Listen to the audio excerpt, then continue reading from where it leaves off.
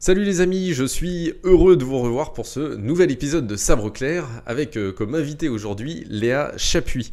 Alors on va pas se mentir, Léa casse un petit peu la moyenne d'âge de mes invités, mais c'est précisément ce qui m'intéressait pour comprendre comment on peut, à tout âge, décider de briser le déterminisme social dont pour la plupart nous sommes quand même un petit peu prisonniers. Alors Léa a grandi à la montagne et comme tous les enfants des Alpes, elle se retrouve très tôt sur des skis. Mais contrairement à la plupart de ses camarades, elle cultive l'excellence au point de rejoindre très jeune l'équipe de France. Bref, une carrière a priori toute tracée qui l'attend, mais c'est pourtant là que sa trajectoire part hors piste, loin des sentiers balisés. Alors dans cet échange, on va essayer de comprendre comment Léa, contre l'avis de son entourage, ne s'est pas laissée enfermer dans les études qu'on avait choisies pour elle et a ainsi intégré Sciences Po à Paris plutôt que le BTS ski études qui l'attendait à Grenoble. On va aussi tenter de comprendre comment discerner les raisons qui peuvent vous pousser à arrêter une carrière prometteuse, comment on trouve l'énergie pour repartir de zéro dans une toute nouvelle discipline. Pour Léa, c'est aujourd'hui le freeride. Comment trouver les ressources financières pour réaliser ses rêves ou comment gérer le sport, les études et les levées de fonds, tout ça de front. Bref, comment mener sa vie vers les sommets et en freeride. Tout de suite, on écoute ma conversation avec Léa Chapuis.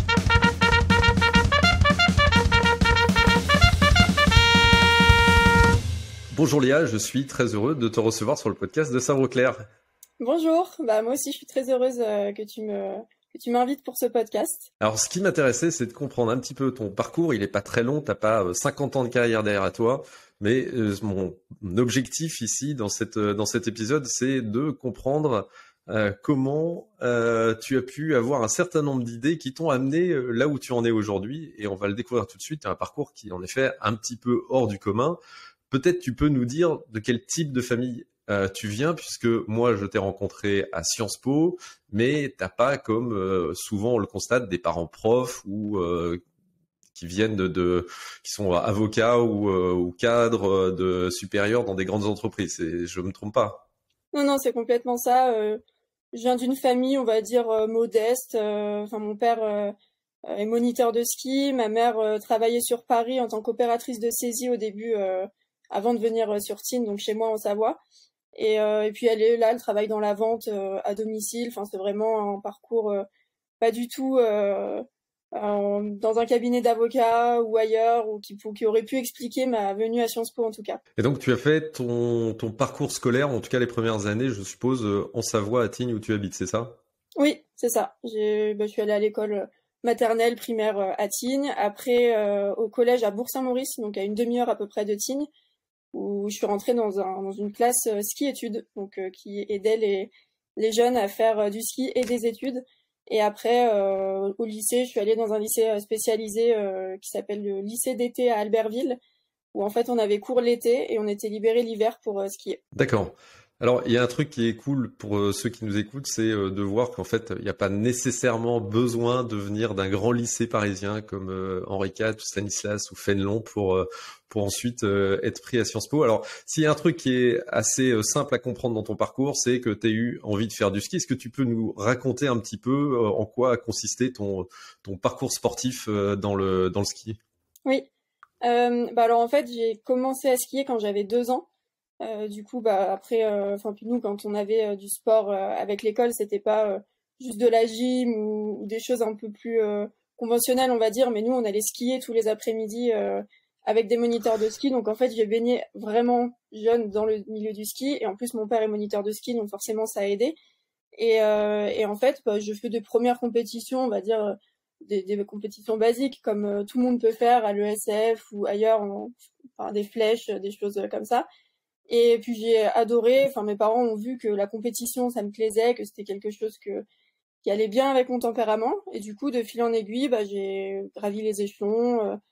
J'ai fait des bons résultats quand j'avais moins de 18 ans. Après, quand j'ai eu 16 ans, je suis rentrée dans ce qu'on appelle la cour des grands, donc le circuit FIS, donc c'est le circuit international de ski, où là on se retrouve avec des étrangères qui ont voilà, qui peuvent avoir 10 ans de plus que nous, enfin ça dépend. Et là ça s'est très bien passé. Enfin J'ai fait une très bonne première saison et du coup, je suis rentrée en équipe de France. J'y suis restée 4 ans et après, j'ai arrêté ma carrière. D'accord. Ok. Et donc sur ton profil, on voit que t'es passé en freeride. Ça est intervenu quand cette affaire-là? L'année dernière, en fait, j'ai arrêté le ski alpin. Donc, je faisais surtout du géant et du slalom pour ceux qui connaissent un peu les disciplines. Et en fait, j'ai arrêté donc il y a en mai 2019. J'avais pas du tout prévu de reprendre de carrière. Enfin, j'ai arrêté. J'étais quand même fière de ce que j'avais fait, mais il y avait quand même quelques petits détails qui ont fait que j'étais pas tout à fait satisfaite, on va dire, de la fin de carrière, enfin, des gens que j'avais rencontrés, etc. Il y a eu un peu le cliché de la sportive en France qui vit des moments très très cool et d'autres pas très cool. Du coup, j'avais pas du tout prévu de reprendre une carrière parce que j'avais fait le tour du ski et tout allait bien pour moi et j'étais très contente de continuer mes études, de passer mon monitorat de ski et enfin voilà, c'était assez tracé pour moi, on va dire. Et en passant mon monitorat, justement, j'ai découvert la pratique du hors-piste, parce que c'est une discipline qu'on doit connaître, dans laquelle on doit savoir évoluer, emmener des clients, etc., pour être diplômée monitrice de ski, en fait. Et là, je me suis rendu compte que j'adorais cette discipline. Mon copain m'a dit, ah, t'es quand même plutôt, tu te débrouilles plutôt pas mal. Et lui, en fait, il suivait à l'époque les compétitions en freeride. Et il m'a dit, bah, ça vaudrait le coup quand même que tu tentes l'expérience, que tu regardes un peu, parce que je pense que vraiment quand je te vois skier, ça vaut quelque chose, quoi. Et du coup, bah, il m'a mis ça dans la tête, et pendant un an, je me suis dit, ouais, j'adore le freeride, ce serait génial, mais je voulais surtout pas reprendre une carrière en guise de revanche sur la précédente. Je voulais que ce soit pour des très bonnes motivations, et pas juste pour rattraper quelque chose, et du coup, pendant plus d'un an, c'est resté dans ma tête, je me suis dit, est-ce que j'y vais, est-ce que j'y vais pas, est-ce que ça peut être cool ou pas, et tout. Et en fait, au final, je me suis dit, bah, il faut le faire, au moins juste pour cocher la case si je vois que j'ai pas le niveau ou que ça me plaît pas. Au moins, dans ma tête, ce sera coché et plus tard, j'aurai zéro regret. Et au final, bah, j'ai fait 2 D'accord. compétitions comme ça. J'y suis allée sans entraînement, sans rien connaître à la discipline. Ça s'est très bien passé, j'ai fait des bons résultats et au final, j'ai fait une saison complète avec de bons résultats et du coup, bah, ça m'a lancé dans une nouvelle carrière. D'accord. Alors, j'ai plein de questions à te poser. Du coup, la première, c'est quand on vit à Tignes comme enfant et qu'on voit débarquer, allez, je vais caricaturer un tout petit peu, mais tous les Parisiens qui débarquent pendant les vacances, euh, c'est plutôt répulsif, on va dire, comme sentiment, ou au contraire, tu te disais, bah, c'est chouette. Euh, j'ai envie d'être exposé à des gens différents et donc très bien. Est-ce que ça a contribué du coup au fait que tu te dises ben, un jour j'irai peut-être étudier à Paris ou est-ce que ça a Non, été neutre?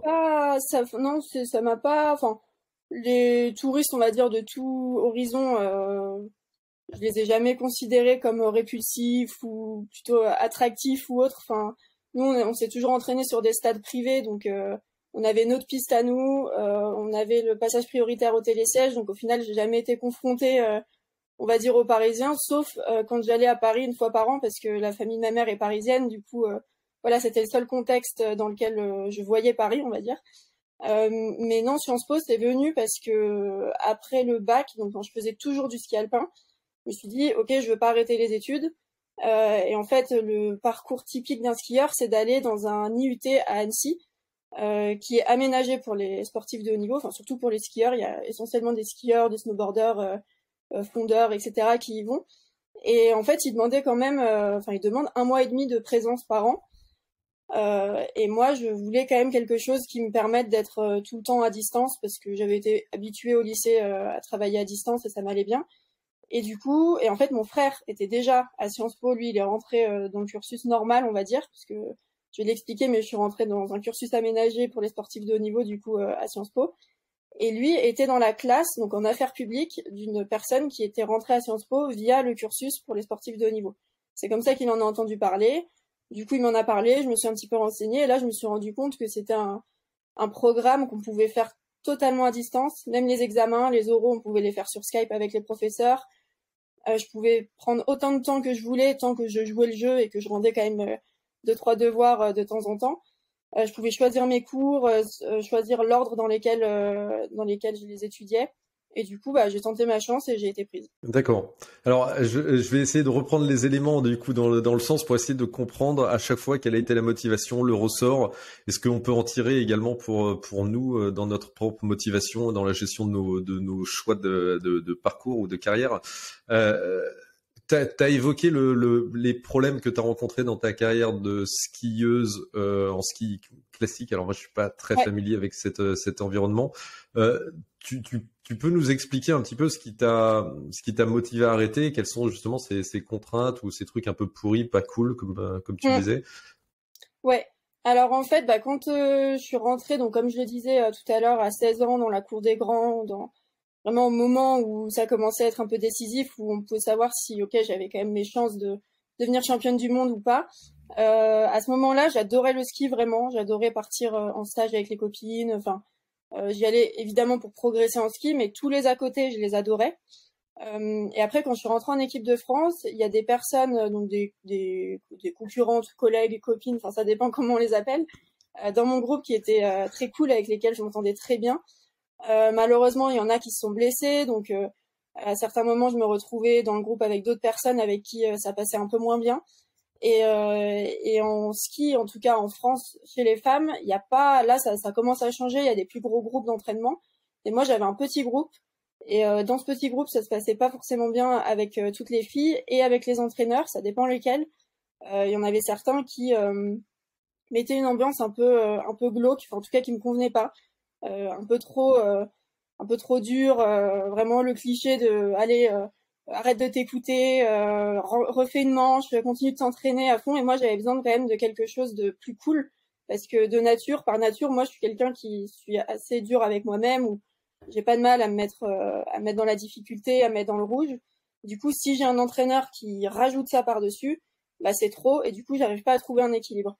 Et du coup, petit à petit, dans ce contexte, d'année en année, je commençais à toujours aimer gagner, mais j'aimais plus vraiment skier. Et du coup, il y avait plus cette passion du ski qui faisait que bah, c'était souvent un calvaire pour moi d'aller à l'entraînement, parce que si c'était un entraînement où bah, ce jour-ci, j'étais pas très en forme, ou du coup, je faisais pas des très bons chronos, bah, du coup, je ne pouvais me rattacher à rien, parce que j'avais ni les résultats, ni le plaisir, ni rien du tout. Du coup, bah, c'était assez compliqué. Et petit à petit, bah, j'ai bien vu que ça atteignait mon mental, et je me suis dit, bah là, c'est dommage quand même de commencer à être écœurée du ski, parce que à ce moment-là même, je me disais, mais j'ai même pas envie d'être monitrice de ski. Enfin là, j'ai juste envie de partir à Paris, faire mon master, bosser dans les bureaux, et puis la montagne, c'est bon quoi. Et du coup, j'ai quand même décidé de refaire une saison, euh, un peu dans un autre groupe, plus en équipe de France, et j'ai essayé de la faire vraiment en m'écoutant justement, en faisant les choses comme j'avais envie de les faire. Et ça a été quand même mieux, parce que du coup, donc c'était quand même ma dernière saison, mais ça m'a aidé à arrêter, parce que du coup, j'ai fait les choses comme je le voulais. Et du coup, j'avais vraiment l'impression que cette décision, elle venait de moi, parce que j'avais envie d'être plus heureuse, voilà, d'aller vers un milieu qui me correspondait plus. Et du coup, bah, j'ai réussi quand même à sauver un peu mon amour pour le ski, même s'il n'était pas débordant à ce moment-là. Mais c'est pour ça que j'ai arrêté en tout cas. D'accord. Alors, j'avais vu il y a quelques années un reportage sur la sélection des commandos marines, qui est un truc assez, enfin très très difficile. Et il y avait une phrase d'un instructeur qui m'avait frappé à un moment, qui dit à un type qui était sur le point d'abandonner, quand on abandonne une fois dans sa vie, on abandonnera toujours. Donc en gros, enfin, à toi de voir comment tu souhaites mener ta vie, quoi. Est-ce que tu es un loser ou un winner, tu vois? Comment toi tu as finalement réussi à transformer, enfin à transformer un petit peu cette période, pour que tu le vives pas comme ok, bah, j'abandonne, en fait je suis une loseuse, j'ai pas réussi à gérer la pression, j'ai pas réussi à m'accrocher autant que je voulais, j'étais parti pour être championne de France et en fait je m'arrête avant, quoi. Hmm. Bah, je pense que au contraire, je l'ai plus vu comme un accomplissement d'oser arrêter, parce que j'ai arrêté, je n'avais que 21 ans, et dans le milieu du ski, c'est assez jeune quand même. Il y en a qui, parce que moi j'étais en Coupe d'Europe, j'avais fait une Coupe du Monde, mais j'avais du mal à passer ce cap et à rester continuellement en Coupe du Monde. Et en Coupe d'Europe à 21 ans, ça reste quand même, bon, c'est pas la plus jeune, mais tu peux tout à fait encore te battre et tendre vers une carrière en Coupe du Monde en tout cas. Et du coup, à ce moment-là, ouais, je dirais plutôt que c'est pas un échec d'avoir abandonné, mais plutôt un accomplissement d'avoir osé arrêter, malgré mon niveau quand même encore bon à l'époque, mon âge encore plutôt jeune. Et du coup, bah moi, je le perçois plutôt à l'inverse, quoi. Je me suis dit, ok, là, t'as encore une carte à jouer dans le milieu du ski alpin, t'as encore un bon niveau, tu fais encore partie des meilleures françaises, enfin, t'as tout pour faire. Mais tu sens que t'es pas heureuse, et du coup bah t'as envie d'arrêter. Et puis c'était, ouais, pour moi plutôt audacieux, parce que parce que du coup, il y a quand même les parents derrière qui ont imaginé leur fille championne du monde pendant plusieurs années, qui ont tout donné pour moi aussi, donc t'as pas vraiment envie de les décevoir. T'as aussi certains entraîneurs avec qui ça s'est très bien passé, qui ont cru en toi et qui à ce moment-là croient encore en toi, qui se disent ouais, faut peut-être pas qu'elle arrête. Et puis t'as toi tout court qui t'es imaginé championne du monde pendant plusieurs années, et là tu te dis ok, bah je vais arrêter ce rêve-là et changer de vie. Donc pour moi c'était pas du tout un échec, mais au contraire vraiment une décision audacieuse et ambitieuse d'arrêter à ce moment-là en fait. Ouais, c'est très clair. Donc en fait, t'as pas choisi le chemin de la facilité finalement en décidant d'arrêter. Au contraire, tu t'es imposé un nouveau challenge. Ouais, c'est ça. L'autre truc l'autre truc qui me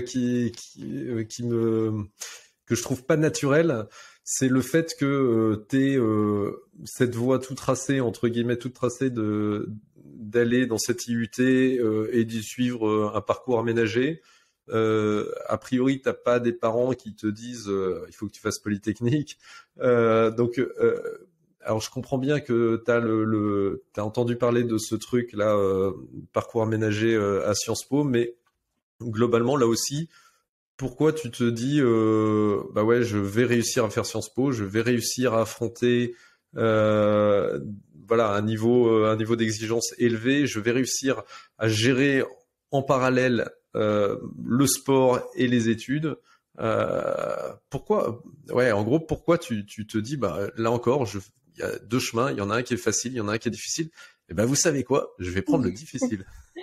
Bah, honnêtement, je sais pas vraiment. C'est un peu l'histoire de ma vie, de toujours choisir le compliqué, toujours faire 12 projets en même temps. Par moment, j'en fais un peu trop en même temps et souvent ça me fatigue d'ailleurs. Et là, je me dis, ok, il faut que je régule. Mais c'est un peu comme ça que j'arrive à atteindre mes objectifs, à progresser. En fait, j'ai fait le bilan à un moment là quand je me suis dit, ok, ça fait des années, je fais plein de trucs en même temps. Comment t'arrives à t'y retrouver? Enfin, voilà, j'ai essayé un peu de réfléchir le truc et je me suis rendu compte qu'en fait, c'est souvent quand je vais me mettre dans des situations un peu qu'on peut dire compliquées, difficiles ou en tout cas atypiques, que j'arrive à apprendre des choses là-dedans pour m'enrichir à côté. Et du coup, enfin moi, aller à l'IUT d'Annecy, ça avait l'air intéressant en termes de d'apprentissage. Enfin, ça restait quand même un peu du commerce. Donc là, voilà, je suis en master marketing à Sciences Po. Ça reste, voilà, on s'éloigne pas trop. Je suis pas allée à Sciences Po pour faire affaires publiques comme mon frère, par exemple. Mais je me suis dit, là, à l'IUT, je vais être le cliché un peu de la skieuse en Savoie, qui après le bac va à l'IUT, qui soit continue en licence là-bas ou va à GEM, donc l'école de management de Grenoble. Parce qu'il y en a beaucoup qui viennent de l'IUT, qui sont skieurs et qui vont à GEM. Et je me voyais pas en fait.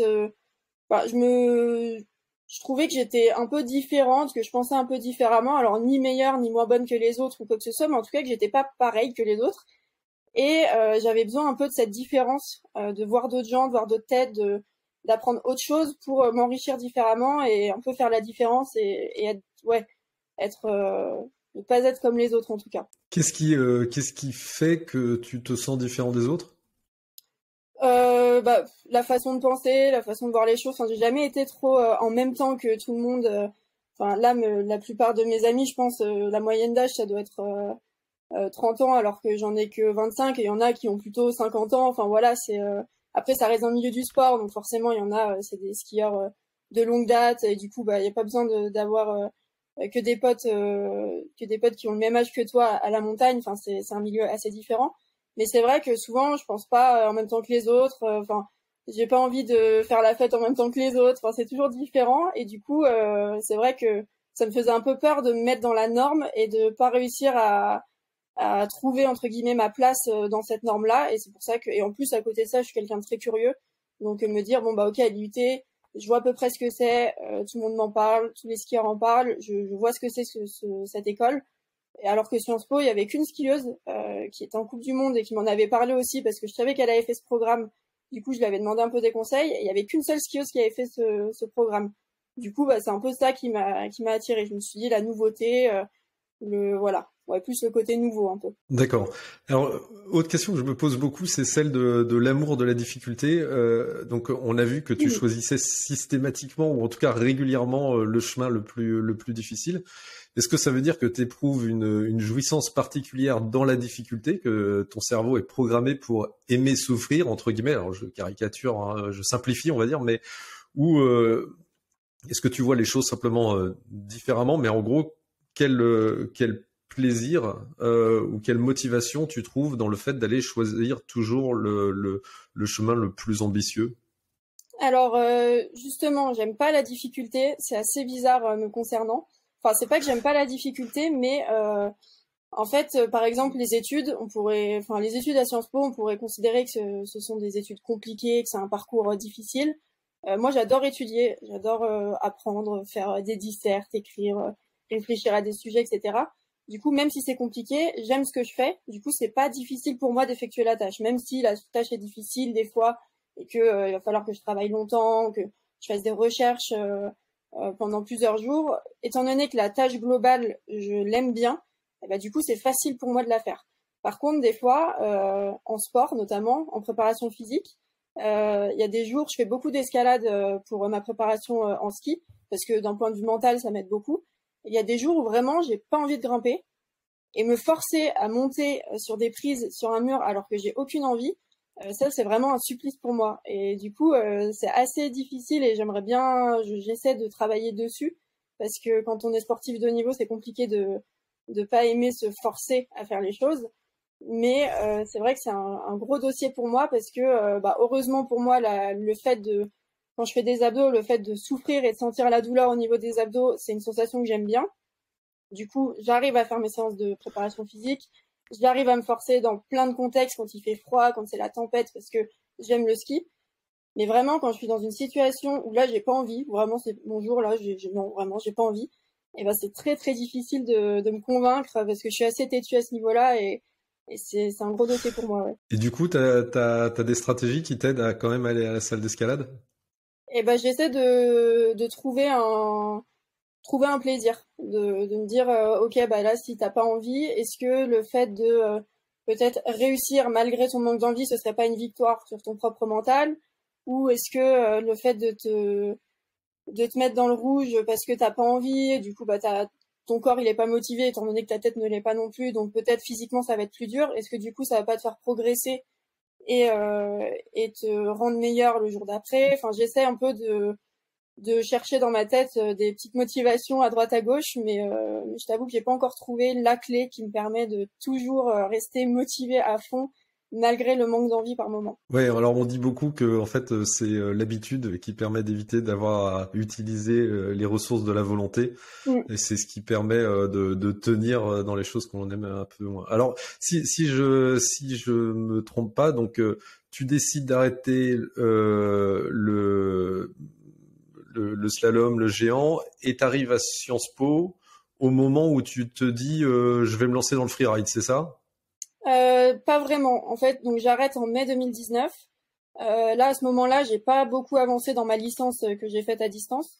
Et je fais, on va dire, l'équivalent de 4/5e de ma licence en 6 mois parce que je me suis dit, ok, là, j'ai pas envie de perdre un an. Si je la finis avant décembre, je peux directement rentrer en master. Du coup, je m'y suis mise à fond tout l'été, à fond là-dedans. Et je suis rentrée, donc j'ai terminé ma licence en même temps que je rentrais en master et j'ai pu, grâce à mon statut au niveau, étaler mon master 1 sur 2 ans. Et donc j'ai fait mon master 1 sur 2 ans. Et après, j'ai fait une année de césure. Et du coup, ces 2 années de master 1, c'est les 2 années pendant lesquelles j'ai découvert le freeride. J'ai réfléchi à ce projet de peut-être me lancer dans la compétition. Et du coup, c'est pour ça aussi que j'ai pris cette année de césure. C'était pour avoir 6 mois de stage et après 6 mois pendant l'hiver, ça tombait bien, pendant lesquels je pouvais tenter ma chance en freeride. Du coup, ça arrivait un tout petit peu après. J'ai d'abord commencé mes études à Sciences Po et petit à petit, pendant ce master 1, j'ai découvert le freeride parce que je passais aussi mon monitorat et c'est arrivé juste après. D'accord. Alors juste en deux mots, le freeride c'est quoi et t'en es où ensuite de ta carrière? Alors le freeride, c'est quand on skie en hors-piste, donc là où il y a un peu des barres rocheuses. Souvent les gens recherchent la poudreuse en hors-piste aussi, mais c'est vraiment des milieux en montagne qui sont un petit peu hostiles, qui ne sont pas sécurisés, sauf en termes d'avalanche. Évidemment, surtout quand il y a des pistes en dessous, donc pour ceux qui sont sur les pistes et qui n'ont pas forcément envie d'être en hors-piste, et aussi dans le cadre des compétitions, ils sécurisent quand même le milieu.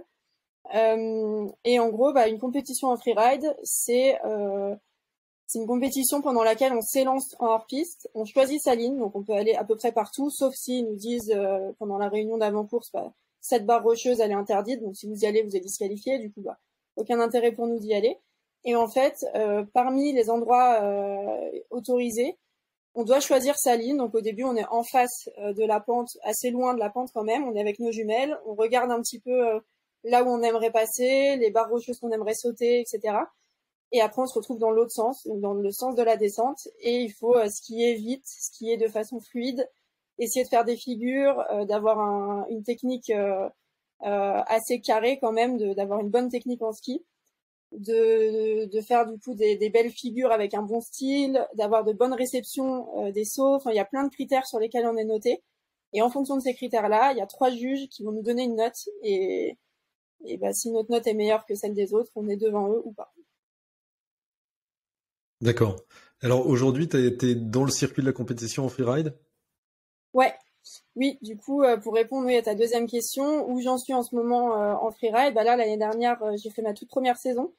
Donc en fait, il y a 2 circuits. Il y a le circuit, on va dire, un peu continental, où il y a une coupe d'Europe, une coupe en Amérique du Nord et du Sud. Enfin, je crois que les 2 circuits sont mélangés.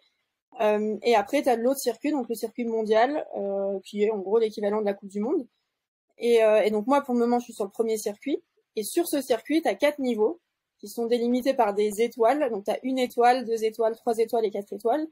Et en gros, 1 étoile, il y a à peu près tout le monde qui peut en faire. Même un touriste, s'il veut s'inscrire, normalement, il est à peu près pris, sauf s'il y a beaucoup de monde et qu'ils sont obligés de sélectionner. Et en fonction de tes résultats, petit à petit, tu gravis les étapes, les échelons, jusqu'à atteindre le circuit 4 étoiles, qui normalement est accessible au bout de 2 ans à peu près en freeride. Et moi, du coup, cette année, au bout de 1 mois, j'avais fait des super résultats et donc ils m'ont qualifié à 4 étoiles. Et donc j'ai atteint comme ça le niveau, on va dire, Coupe d'Europe en freeride. Donc c'était assez rapide et cool à la fois de voir que ma progression était graduée et puis bonne, quoi, enfin de bons résultats.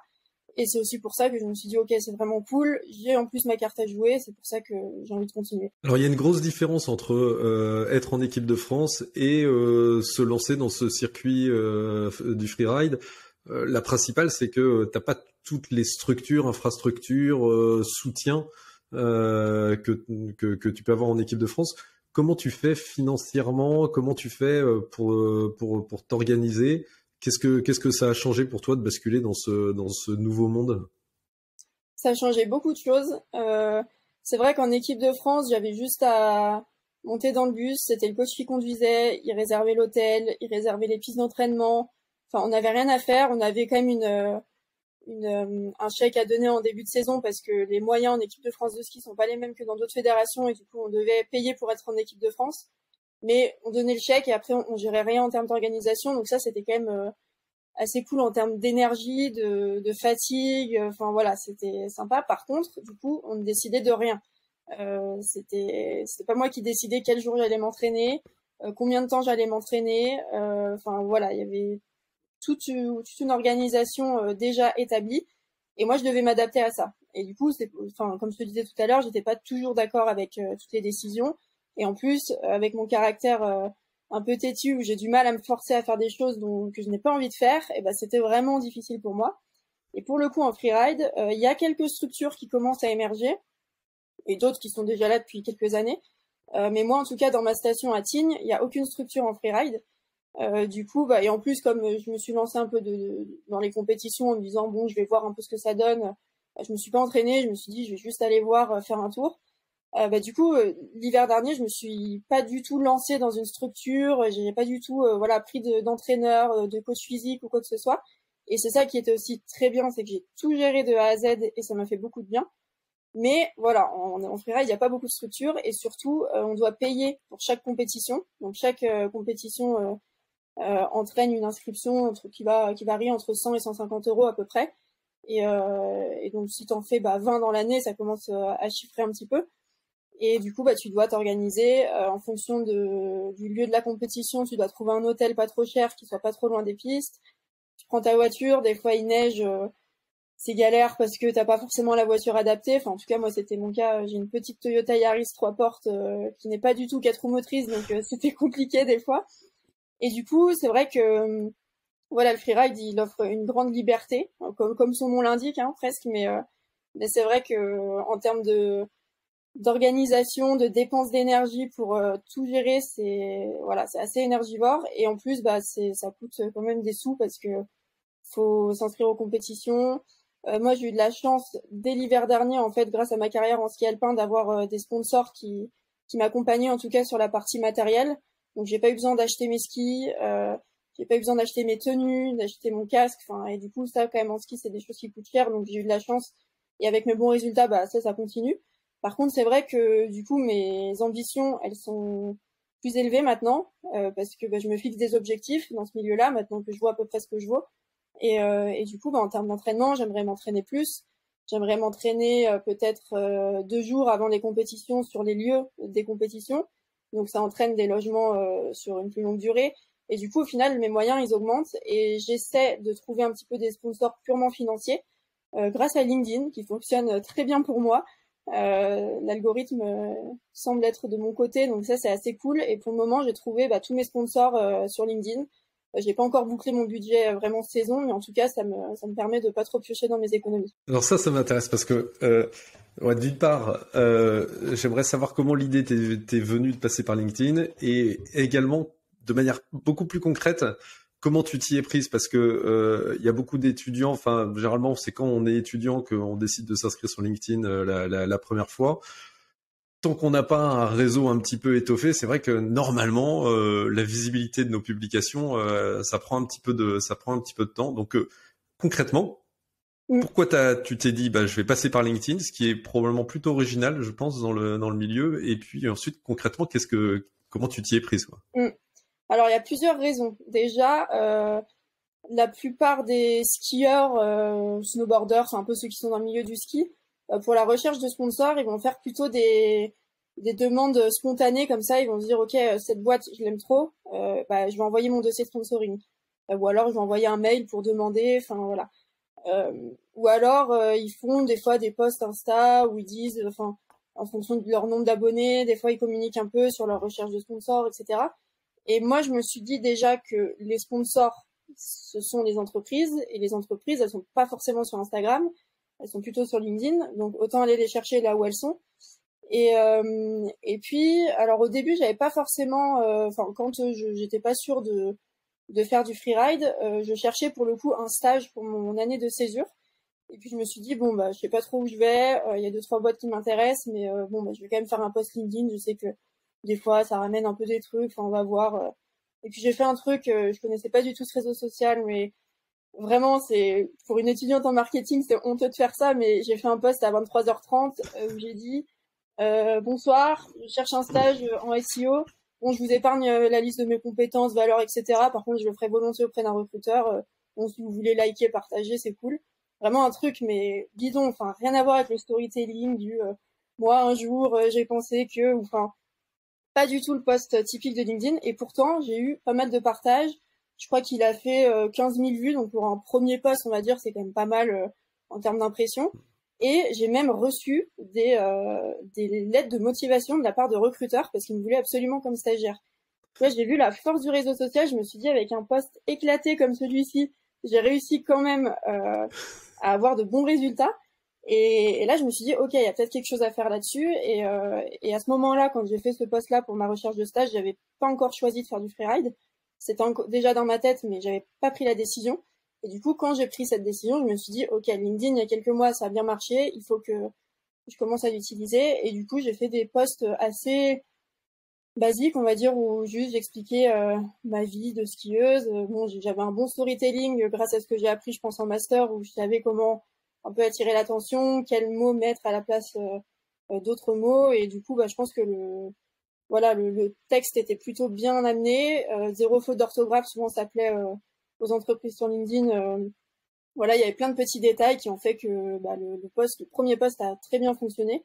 Et là, quand je fais des posts un peu de ce style où vraiment je suis à la recherche de partenaires, où j'explique mon projet, où j'explique mes ambitions, j'oscille autour de 40 000 impressions pour un réseau qui n'est pas non plus énorme. Donc c'est quand même pas mal, quoi. Et à ton avis, qu'est-ce qui attire les gens sur tes posts? Et bah du coup, je pense que c'est le côté assez hétérogène, on va dire, de mon profil, donc skieuse de haut niveau et étudiante à Sciences Po. Donc, enfin, vraiment, c'est deux choses totalement différentes, mais qui sont en même temps deux choses assez cool, je pense, enfin, qui sont plutôt bien vues, en tout cas, dans la société. Et du coup, le fait d'avoir les deux, bah, déjà pour les entreprises, enfin, quand je dis Sciences Po, c'est sûr, elles sont rassurées parce que elles se disent, ok, grande école, bon, elle doit bien travailler et tout, mais enfin, on ne parle pas du tout de Sciences Po pendant les entretiens, c'est vraiment le côté skieuse de haut niveau. Et à l'inverse, ceux qui m'accompagnent pour mon projet en ski, ils se disent ah ouais, elle est skieuse et en plus elle est étudiante à Sciences Po, donc enfin voilà, elle est sûrement pas bête, enfin ça doit être sympa de l'accompagner, elle doit être intéressante, enfin et du coup il y a vraiment ces deux côtés où à la fois des fois quand je cherche des partenaires, soit je leur propose de la visibilité et il y en a qui me demandent que ça, donc bah, c'est cool, enfin, tant mieux. Et des fois, pour vraiment faire un vrai partenariat et apporter une vraie valeur ajoutée aux entreprises, je leur propose mes compétences en marketing digital. Du coup, je les aide dans leurs projets, soit dans une stratégie de com ou enfin peu importe, une stratégie SEO, s'il faut rédiger des articles, des choses comme ça.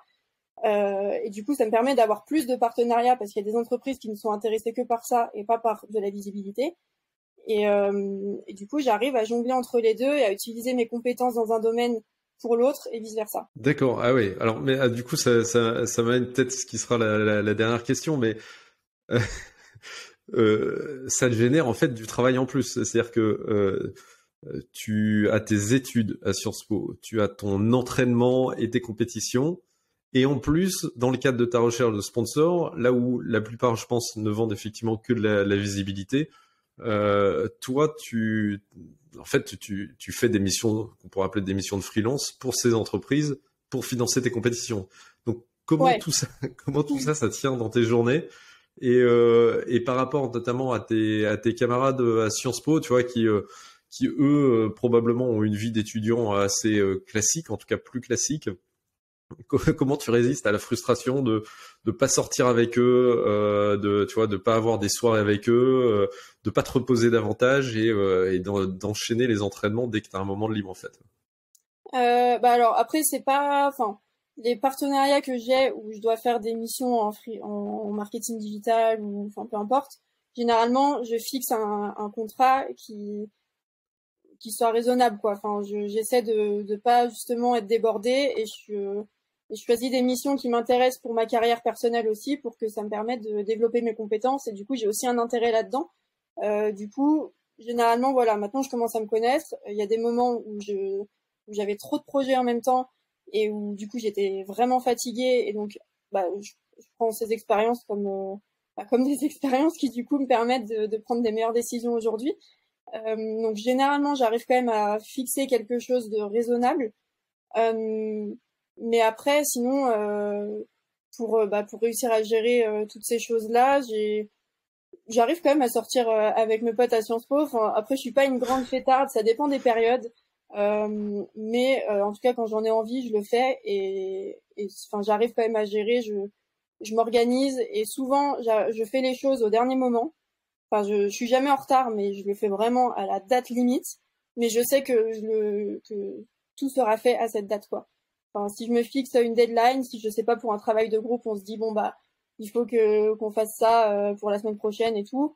Même si ça me rajoute une charge de travail et que là je me dis ok là j'ai ça à faire, ça aussi, il faut que j'aille m'entraîner, il faut que je fasse plein de trucs et tout. Et ben j'arrive quand même à tout faire en temps et en heure. Je sais pas vraiment s'il y a une recette miracle, je sais pas trop comment mon cerveau il fonctionne à ce niveau-là. Peut-être qu'il a peur d'être en retard. C'est peut-être mon habitude d'être toujours prise par le chrono depuis toute petite en ski, je sais pas. Mais en tout cas, il se débrouille toujours pour faire les choses en temps et en heure. D'accord. Alors, dernière question, promis. Moi, je rencontre pas mal de jeunes ou d'étudiants qui sont pas des allégories de la motivation, tu vois, qui probablement ont du mal à se projeter, et du coup à se prendre en main et à se mettre un petit peu des coups de pied dans le derrière pour avancer. Si tu avais un conseil pour justement développer sa motivation personnelle, puisque la tienne est très forte, ce serait quoi? Un conseil, alors je dirais plutôt que d'essayer de prendre du recul, parce que des fois il y a une tâche, comme moi quand je disais que j'ai du mal des fois à me forcer, si je me rends compte que c'est une tâche vraiment qui se détache de tout le reste et qui juste, enfin voilà, l'idée ce serait juste de faire 7 séances d'escalade et que ça m'apporterait pas grand-chose pour le reste. Là en effet, la motivation c'est difficile de la stimuler. Par contre, si on prend du recul et qu'on se dit ok, qu'est-ce que ça va m'apporter par la suite? Est-ce que c'est vraiment quelque chose d'important? Peut-être qu'on perçoit un peu l'objectif final et un peu le rêve ou l'ambition ou vraiment la chose qu'on vise. Et du coup, je pense que ça aide à se motiver. Et moi, un peu, enfin, quand j'ai un peu réfléchi à mon parcours, enfin, parce qu'il y a ces 3 dernières années, il y a beaucoup de choses qui ont changé. J'ai changé de discipline, je suis rentrée en master, enfin, je me suis mise en freelance et du coup, il y a un moment, je me suis un peu posée, je me suis dit, ok, enfin, il y a plein de trucs. C'est quoi le mot central de tout ça? Et je pense que me concernant, en tout cas, c'est l'audace, parce que il y a plein de choses que j'ai faites qui n'étaient pas forcément prédestinées à marcher, et pour autant, ça fonctionne. Et du coup, dès qu'on a une petite idée en tête, une sorte de rêve, presque, j'aurais envie de dire, si on a un rêve vraiment d'enfance, c'est rien, ceux qui ont toujours rêvé d'être acteurs et qui ont ça un peu comme frustration en eux, je dirais, allez prendre des cours et à la limite, on vous dit que vous n'êtes pas fait pour ça, mais au moins vous aurez coché la case dans votre tête et ça ira mieux pour vous en termes d'acceptation, en termes de bonheur, etc. Et je pense que pour la motivation au quotidien, quand on a du mal à faire les choses, peut-être faut se poser la question, ok, qu'est-ce que je veux vraiment? Est-ce que je suis vraiment à ma place ou est-ce qu'il y a autre chose à côté? Et peut-être que cette autre chose à côté, si on essaie de travailler pour, eh bien, ça va nous donner une motivation qui va du coup générer un peu plus d'entrain pour la première chose qui pourrait être les études, par exemple. Et je pense que c'est essayer d'aller chercher à droite à gauche, enfin, essayer de se poser vraiment et de se dire qu'est-ce que je veux vraiment et d'oser aller vers ça, quoi. Même si on a peur, je sais pas, du regard des autres, on a peur que ça marche pas. Enfin, moi, le freeride, vraiment, je me suis dit, ok, ça se trouve, tout le monde va m'attendre parce que je sors d'équipe de France, j'avais un bon niveau. Enfin, j'ai vraiment pensé à toutes ces choses-là. Je me suis dit, c'est bon, enfin, fais-le, tu verras. Et au final, je l'ai fait, ça a marché. Donc, je pense vraiment être audacieux et savoir ce qu'on veut vraiment, connaître les choses qui nous rendront vraiment heureux, quoi. J'aime beaucoup, merci. Merci Léa. Si on veut suivre ton actualité, il faut aller où? Alors, soit sur LinkedIn, Léa Chapuis, ou alors Instagram, lélé-du-bas Chapuis, voilà, où là je partage vraiment beaucoup de contenu vidéo, un peu plus fun et moins académique que sur LinkedIn. Cool. Eh ben, écoute, un grand merci pour ton temps, un grand merci pour tes conseils et surtout un grand merci d'avoir partagé cette expérience exceptionnelle. Je te souhaite une excellente saison 2022-2023 du coup. Merci à toi. C'était très sympa de parler sous forme de podcast comme ça. Je l'avais jamais fait et c'est assez cool. Ça me permet moi de faire un peu le point sur moi, sur ma saison, sur mon parcours. Enfin, c'est très chouette et merci beaucoup. Je t'en prie Léa, à bientôt. À bientôt. Merci d'avoir écouté cet épisode de mon podcast Sabre au clair. N'oubliez pas de me laisser une note ou un commentaire sur votre plateforme d'écoute. Déjà, ça me rendrait super heureux. Mais en plus, vous contribuerez ainsi à rendre ce podcast plus visible, ce qui serait vraiment super cool. Je vous dis à très vite et en attendant, n'oubliez pas de mener votre vie sabre au clair.